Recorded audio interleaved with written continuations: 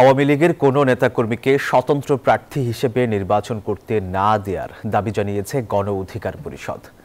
সেই সাথে জাতীয় পার্টি ১৪ দলসহ যারা ২০২৪ সালের ডামি নির্বাচনে অংশ নিয়েছে তাদের ইসি সংলাপে না ডাকার আহ্বানও জানায় দলটি।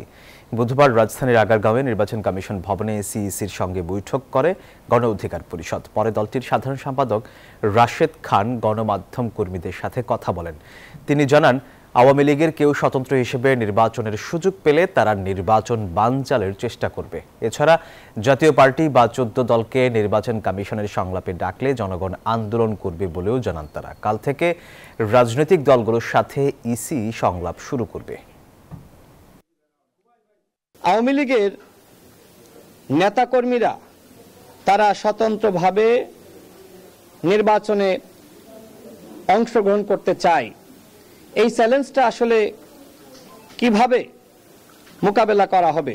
আমাদের দলের পক্ষ থেকে লিখিত অভিযোগ প্রধান নির্বাচন কমিশনারের কাছে আমরা জমা দিয়েছি এবং তার সাথে আমাদের বৈঠক হয়েছে।